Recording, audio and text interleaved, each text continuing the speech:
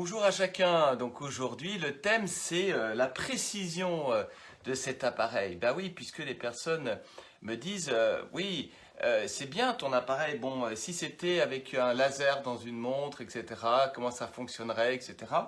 Et je leur dis, en fait, ici, c'est déjà 20 ans de miniaturisation.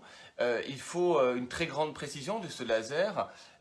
Et puis après, il faut compter les photons de lumière qui en reviennent pour que justement la mesure des caroténoïdes soit correcte. Alors, l'image que j'aime bien employer, c'est que si on a 50 grains de couleur rouge et qu'on les envoie sur la dune du Pilat, vous connaissez cette énorme, magnifique plage, eh bien, il y en a 2,4 milliards en premier niveau d'épaisseur, eh bien, il va les retrouver. Donc, c'est une très grande précision. Alors maintenant, pourquoi dans la main? Effectivement, on prend l'appareil, là, on va l'éteindre, on va le bouger. Voilà, hop, voilà. Pourquoi est-ce qu'on met ici dans la main? Voilà, pourquoi est-ce qu'on fait ça?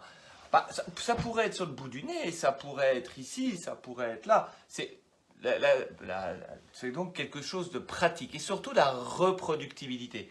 C'est-à-dire nous les êtres humains, nous avons quand même une main qui est connue, définie, la peau, etc. Donc ça qui permet d'avoir une mesure fiable à large échelle, puisqu'ici on est à des centaines de millions de mesures.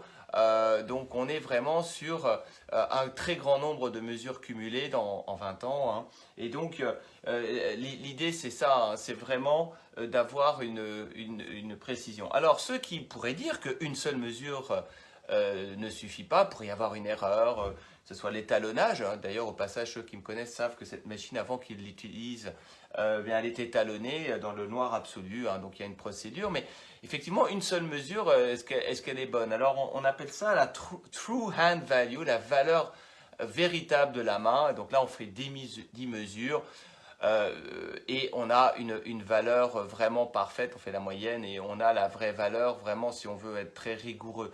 Mais là, on a déjà des précisions très grandes et c'est ça qui est intéressant, c'est entre la théorie de l'erreur de mesure et le côté quotidien et surtout à long terme, c'est ça qui est intéressant à garder en tête, c'est que c'est un appareil qui permet vraiment d'avoir ce suivi.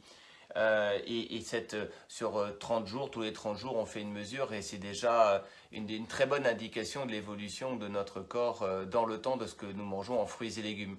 Voilà, j'espère que ce live vous aura plu. Je vous dis à bientôt. N'hésitez pas à regarder les précédents lives sur différents thèmes, toujours liés au scanner.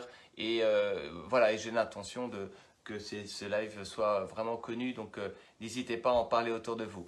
À bientôt, au revoir.